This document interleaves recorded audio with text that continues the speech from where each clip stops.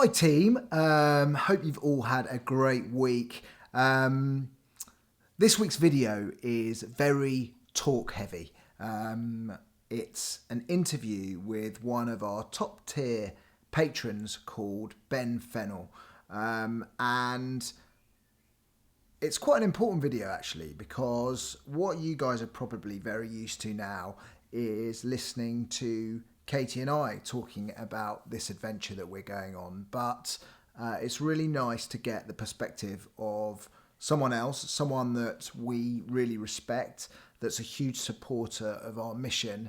And when we're having little low points in terms of questioning the decision that we've taken to, pack in our jobs and actually make this happen, when we're having those kind of moments where our confidence is low, talking to someone like Ben and listening to his perspective on it really helps us.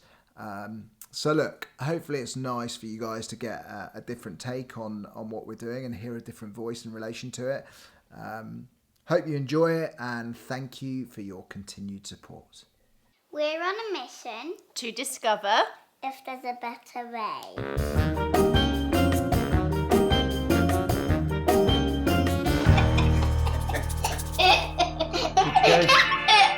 I line to you. Yeah, you and I having a chat. Benny, thank you so much for joining me today. Pleasure. Let's start by you introducing yourself to our audience. Tell us a little bit about your background and what you're doing now. Well, I wanted to be a professional rugby player and I wasn't good enough. So I joined an advertising agency called BBH, who were famous through the 80s and 90s for Levi's and Haagen-Dazs and Boddingtons, and I went from being graduate trainee at BBH to go on to be CEO of our business in Asia. So I spent 4 years being CEO out there, and then I came back to be CEO of BBH in the UK for 12 years. So 16 years as CEO, and then when I got to the end of 2018, I set up my own company called The Growth House, which is a business that helps leaders and teams and businesses grow. So let's take you back to those BBH days, because I would argue that that's a pretty high performance team you were running there. Give me an idea about scale and the type of work that you were doing. So BBH in that era was about 500 people. So I'm proud that we grew on my watch from about a 40 million quid revenue business to a 70 million quid revenue business. And we diversified a lot. So we went from broadly just being an advertising agency to being an agency that had a healthcare business, that had a sports marketing business, that had a lot of digital capability and content capability. And we had a studio as well, Black Sheep Studios. And you had an extraordinary array of talent. BBH always prided itself on not just recruiting fabulous talent from the outside, but sort of developing and training our own. So I think the first 6 or 7 CEOs of BBH were all kind of homegrown, which was a source of huge pride. Yeah. Now, I was lucky enough to come and visit you at the office a number of times, and the thing that struck me always when I came to BBH was that vibrancy and, dare I say, a sense of community. So how important did you feel that was in terms of success at BBH? Yeah, I think you touch on lots of things there. I mean, one of my beliefs about what makes a happy or successful career is that there are 3 things that really matter to you. The first is a sense of like-mindedness. So I feel I'm part of a community or a tribe that think the way I do. The second is a sense of empowerment. I'm able to do my own work and my homework isn't being checked and marked all the time. And thirdly, I'm getting better, I'm growing, I'm improving my skills. But the reason I make the point about like-mindedness first is I think feeling like you're part of a tribe, you're part of a community that's bigger than yourself is one of the most fundamental needs, desires, life forces for a human being. For millennia, human beings have grouped together in tribes, not just for protection and for safety, but for a sense of well-being, a sense of fulfillment. Finding your tribe is arguably the biggest question any of us face in our lives. Who do I want my friends to be? Who do I want my partner to be? What is the company I want to work for? What's the saying? No man is an island. We are tortured. The way a human being is tortured is to isolate them, is to take them away from other human beings. We are gregarious and social beings. Well, I mean, that is quite a nice segue into the project that we're doing. Yeah. And obviously, you've been involved with our project for a number of months now, really since it was first mooted. Yeah. And you've touched on it there just in the themes you were talking about via BBH and the Growth House. But what is it about our journey that is interesting to you? So many things. When you first explained it to me, and when I talk to other people about it, I use the words you used right at the beginning, which is, I just have this hypothesis that there's a better way. There's a better way for human beings and families to live.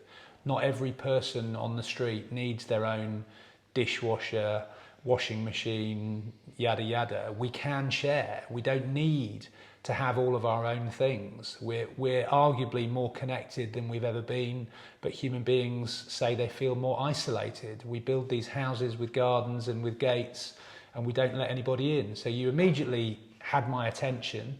And then when you start thinking about it more and you connect it to the challenges that the planet is facing, the questions and issues around sustainability that we all face, it seemed to make perfect sense to me. Not that what you are about to attempt is easy, but that you're onto something deeply profound, and that you're not just going to be an activist turning up at demos and giving speeches. You're literally going to go around the world with your young family, finding the most interesting examples and cultures who have embraced communal living, and then hopefully bring all that learning back and create your own version here. It's the sort of the short, the mid and the longer term part of this that I think is so interesting. You're going to go on this experiment, you're going to capture data, learn, then I hope you're going to connect with audiences and platforms and maybe even some brands and some sponsors, and then you're going to build it for anyone that wants to join you and follow. Yeah, fantastic. Well, look, you're obviously preaching to the converted in me. When we look at some of the specific challenges that are associated with this, one of the big challenges for me is the fact that I'm not a multi-millionaire. So when we kind of upped sticks and decided to do this, one of the big challenges was how are we going to raise the required funds to make this happen? And that's where you're specifically really helping me on it. And we've talked a lot about refining the narrative in terms of how we approach sponsors, etc. And in fact, just before we sat down here, you were talking me through a deck that we're going to present to sponsors, etc. But give me a little bit more insight as to why you think that this project is something that corporate sponsors, which you were involved with, corporations all your life, is something that they can grab hold of and run with. So every one of the big companies that the Growth House works with, and we work with some fantastic, international businesses, are all wrestling with the same 3 or 4 questions. How can we put profit and purpose together? So how can we be successful but also do the right thing for the planet? How can we build a sense of pride and sort of colleague engagement? And then thirdly, how can we play a more positive role in the community that we're part of? And the businesses that I work with, the LinkedIns and the Virgin Medias and the AstraZenecas, are everywhere. They're all over the world. And I think your experiment, if I can call it that, is going to create learning for all 3 of those questions. How can we be profitable and successful but do the right thing? How can we do initiatives and sponsor programs that make our people proud? And then thirdly, what more can we do in our local communities? And there's a lot of good work being done there. We work with Tesco and did for a long time. They have amazing programs of activation around the communities that they operate in. And again, the other thing that's maybe worth talking about, I think the word commune, we talked about this a lot at the beginning, still has quite a lot of negative baggage for a lot of people. People think of a quality of life being lower than the quality of life that one has when you go your own way. And I think part of what's so fascinating about where you're headed is that you're going to try to find, when you say a better way, you mean a way where we have fewer, how would you describe them, material things, but maybe we have more. We have a happier, more fulfilling, more rewarding life. And central, in my view, to the experiment is this idea of owning less and having more. Yeah, absolutely.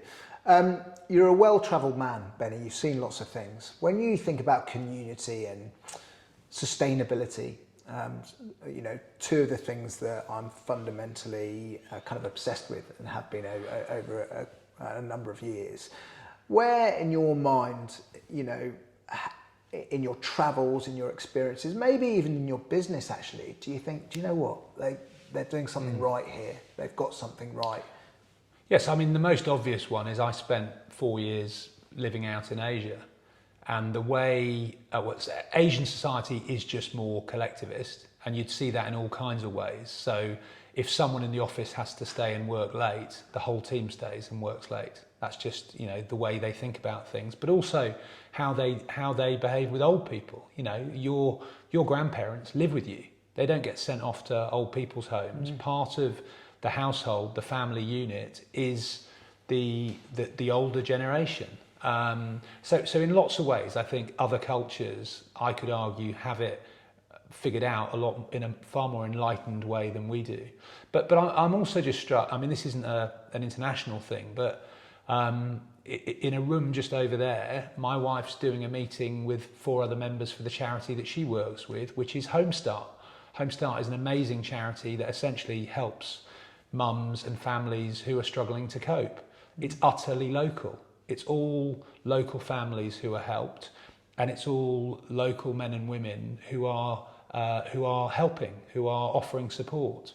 So I think there's an increasing awareness that, helping others, doing some good, making a bit of a difference is not only good for the recipient, but it makes you happier as the giver as well. Yeah.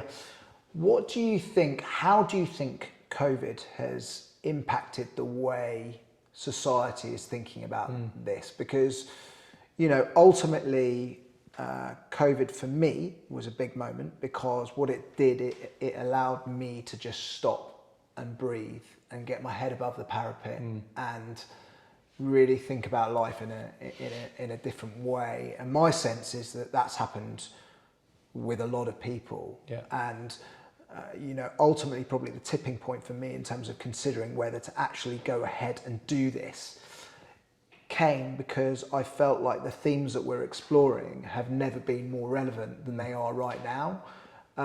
Is that thinking something that you're aligned with as well?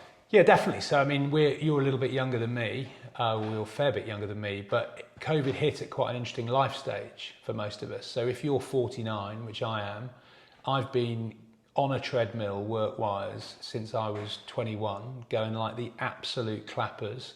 And even though I left BBH, I began my startup, and so that was full on. And definitely what COVID has shown me is that I underappreciated just the really simple things.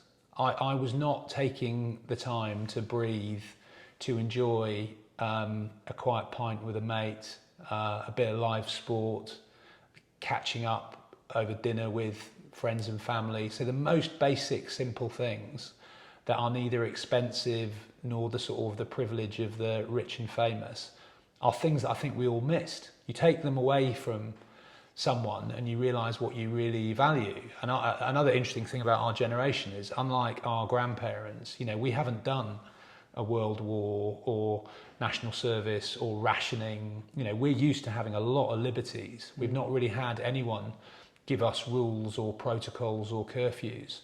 So that was counterintuitive and challenging, but we also lost a lot of the things that we've taken for granted. International travel, pubs, sports venues. So I craved not big expensive things, but the simple things. And since we've begun opening up again, reconnecting with those simple things has been an absolute delight. And I'm certain I'm valuing them more and will continue to value them more as a consequence of COVID. And I think that's baked into your whole proposition and idea. For human beings to be happier, they need to simplify their lives, they need to strip it down, and they need to celebrate the human and the connective things more than the material and the financial things. Yeah. I think it's fair to say that the project that we're embarking on is ambitious. If there was a piece of advice that you'd give to me and to Katie and all of us really in terms of this project, and you know, sometimes I think that in my mind I worry a little bit about trying to find a utopia that isn't there. You know, the fact is that it's just not there. But I do still feel that there is, as the hypothesis says, a better way. But if there was a kind of a piece of advice that you'd give us in terms of this journey and maybe the execution of the journey itself and our mindsets in regard to it, what would that advice be, do you think? I think it's about being patient. So in an ideal world, you would be setting off this trip and we would have got a load of funding sorted, and there'd be a load of corporates that had signed up and individual donors would have as well. And you'd be setting off with a nice, healthy budget to do it, and very few anxieties about the amazingly brave thing you're going to do. That hasn't happened, and that's not a surprise, I don't think, because I think you've got to build the momentum for it to build. People, you know, it's like starting a business. It doesn't happen anywhere near as fast as you would like it to. I think you've got to keep telling yourself what a brilliant, exciting, rewarding journey this is. And if you stay true to the execution of it, the way you've mapped it out, and you do the right thing by your family, audience will build, financial resources will build, followership will build. But I think you have to be patient. You know, like anyone that's trying to change the world, you're in a hurry. And that is as it should be. But I think you just got to keep trying to tell yourself it's going to take a little bit of time. Yeah, I think that's very good advice. I think that one of the big challenges at the minute, of course, is that, you know, second wave of COVID sort of came and went, and it suddenly, you know, it feels like there's a potential third wave, right? And, you know, some of the places that, you know, I'm looking at visiting are closing the doors, and how long is that before it's open again? So some of the practical challenges in and around what we're doing right now are challenging, as well as the commercial bits and bobs. Benny, listen, thank you so much for your support with this project. Awesome that you are on board. I should say on camera that you are a top tier patron, which, given the time that you're given as well, is absolutely incredible. £1 better than Andy Fennell, I think. That's it, one pound better than the other Fennell. I love that. And we're going to smash it, mate. We are, and there's one thing I probably didn't answer that I just would like to say, which is that I think there is going to be so much learning. If I were to connect this project and what I do for a job now, so what I spend my time doing is sitting with the most senior teams of companies, talking about how they can perform better, how both as leaders but as teammates they can be better. And I just believe there is going to be so much learning coming out of what you're doing, not just for how families live, but just for how human beings interact, what makes them happy. And I think that's an important next new chapter for companies. So this isn't just because I want to get more sponsors. I do want to get more sponsors, but I think the contract we might be able to do when we start having the right conversations with businesses is this isn't just a content opportunity for you, it's a learning opportunity for you, because the things you're going to learn, the cultures you're going to experience, the places you're going to go, I think will have impact not just for how we interact at home, but critically how businesses interact internally, but also with their communities. Brilliant. And agreed. Thanks, Benny. All good. Pleasure.